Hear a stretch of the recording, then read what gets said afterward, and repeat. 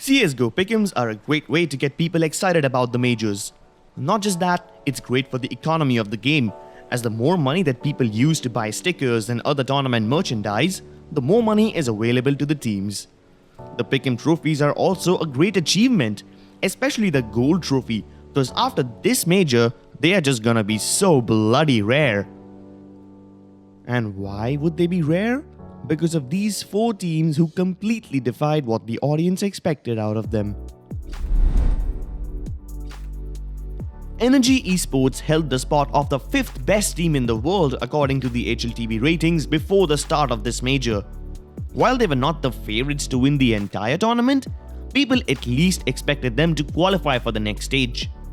The team was probably a bit too dependent on Greece to step up, and we highlighted this fact in our previous video as well.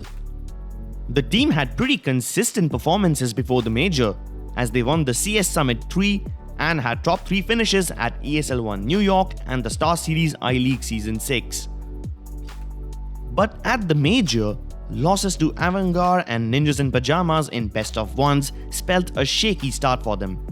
The final blow was delivered by a team from their own region, Complexity, who defeated them 2-0 in a best of 3. At number 3 is one of the finest teams in the world, Fnatic. Fnatic was one of those teams that a good chunk of people expected to go 3-0. But surprise, forget about the undefeated win streak. They did not even qualify for the next stage. Losing to teams like Vici and Winstrike was an absolute shocker. While the younger teams had upset potential in best of ones, Fnatic thought they would redeem themselves in the best of 3s. They had a stable performance against Greyhound, but G2 was too big of a challenge to overcome and the final nail in the coffin. Fnatic had top 3 finishes in the last 3 tournaments that they had played. In fact, last year, Fnatic won the IEM Katowice tournament as a whole. Unfortunately, this time, they could not even qualify. For a change, the number 2 spot does not belong to a team that disappointed us.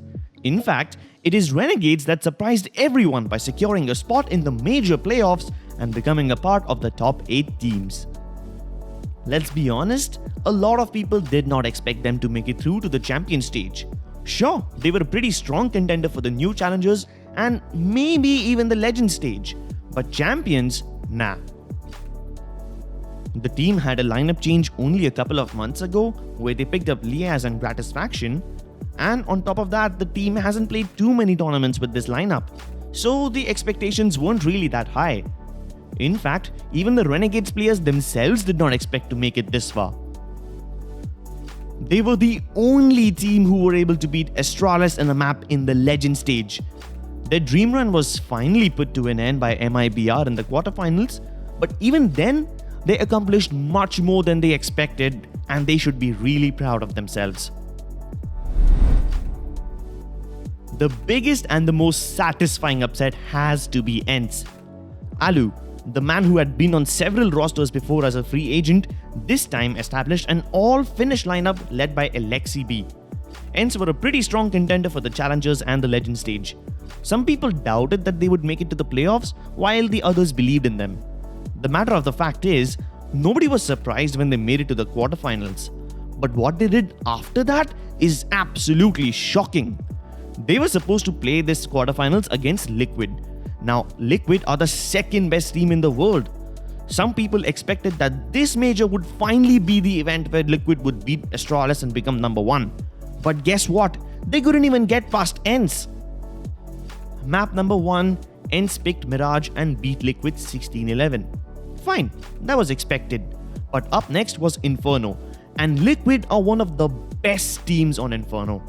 Liquid quickly took a 10-5 lead in the first half and soon reached match point. Ence was trailing at 8-15.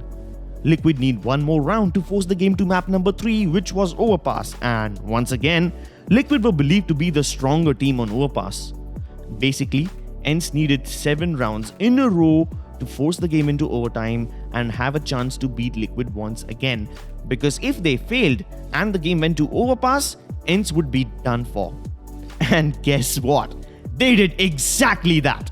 They won 7 rounds in a row to force overtime. Brilliant mind games, brilliant teamwork, and absolutely ridiculous individual performances. Ence stepped up in every way possible in the overtime and beat Liquid 19-16 on Liquid's own map pick, ending the series 2-0 and causing the biggest upset in the tournament. After dismantling the second best team in the world, only Na'Vi stood between Ence and the grand final. This battle was hard fought. Ence picked up Train to start things off and won the map 16-14 by the skin of their teeth. Na'Vi scored revenge and brutalized Ence on Dust 2, defeating them 16-3 and tying the series up at 1-1. Mirage was the final map and it all boiled down to that. Na'Vi had a phenomenal 12-6 lead, but Ence clutched a crucial round to break their economy and mount a massive comeback. Ence won Mirage 16-14 to secure their spot in the grand finals. Even though they could not beat Astralis, they have done more than enough as they defeated some of the best teams in the world, and that too in spectacular fashion, pulling off insane comebacks to do so. This is the team that made IEM Katowice an absolute pleasure to watch. Yeah, sure, my Pickems were ruined, but hey, after watching Ence play, I would say it's all totally worth it. That was our take on the teams who defied the public expectations and ruined the Pickems for a lot of people. What did your Pickems look like, and how correct were you? Let us know in the comment section below. Thanks for watching, and we will see you next time. I'm coming home.